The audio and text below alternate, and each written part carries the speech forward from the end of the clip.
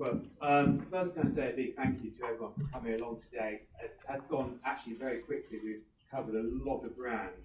And I think what I've really picked up is a range of discussions that we've had in each session, which has been extremely interesting.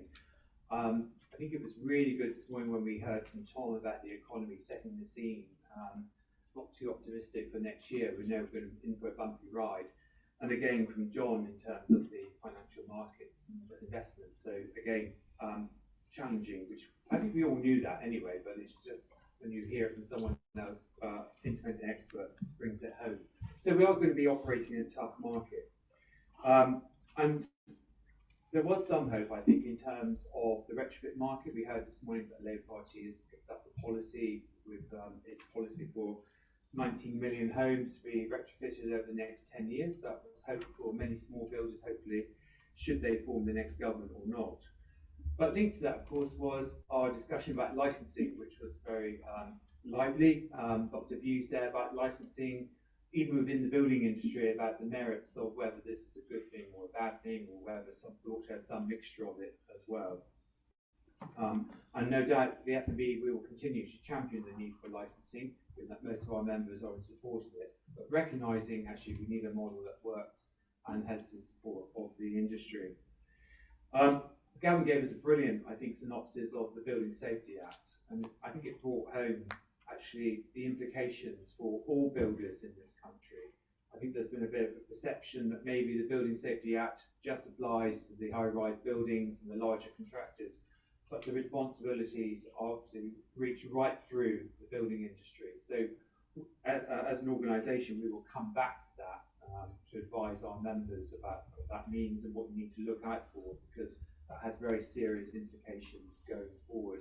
And that's going to go in one direction only, which is why I'm really proud that the FMB is supporting higher standards, pushing forward on the professional agenda.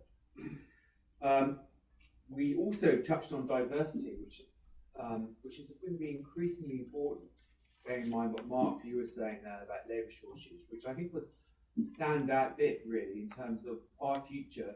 We are a people industry. We need people in our building industry, otherwise we can't build. We can't build the homes, we can't build the infrastructure. It's increasingly important that we have people to join, but where they're going to come from, how are we going to attract them from other sectors? And yet, that's a job for us as an industry to actually say it is not just mud and boots, it's a very rewarding career. And I think the retrofit market does offer great opportunities for people who may not have considered a career in construction to come and join us. So let's hope that will bring in a lot more people in the coming years.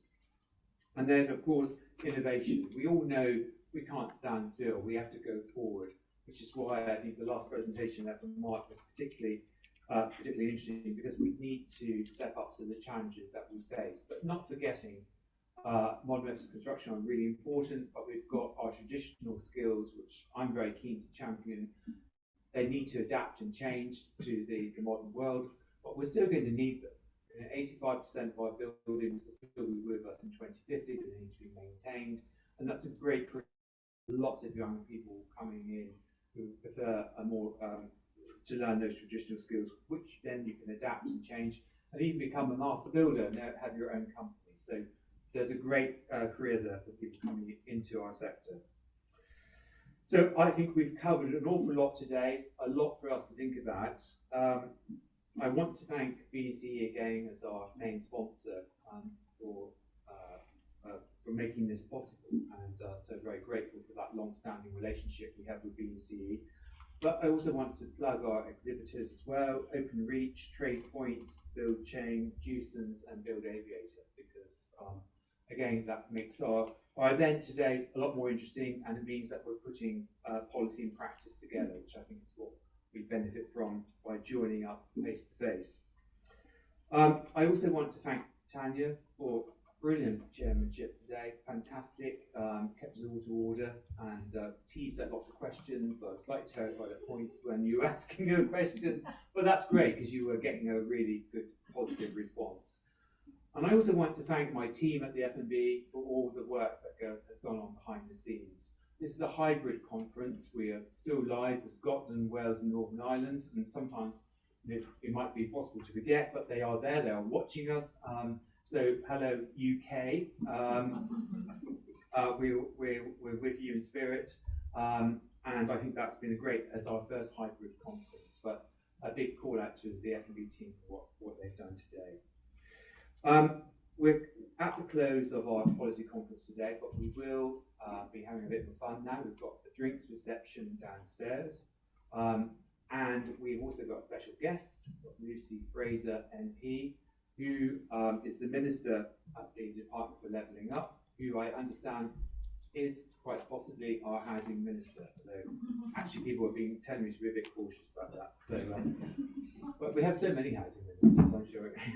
Hopefully she'll stay post if she is going to be the housing minister. So I look forward to meeting her in a couple of minutes. So please join us downstairs for a well-earned drink, and there will be a short speech from Lucy, and then we can just network and catch up with one another. I'm sure there are lots of questions coming out of today's sessions. But last of all, thank you to you in the room for staying right through to the end. Really appreciate that. It's great to have a face-to-face conference, not just the virtual ones. So a big thank you. See you downstairs.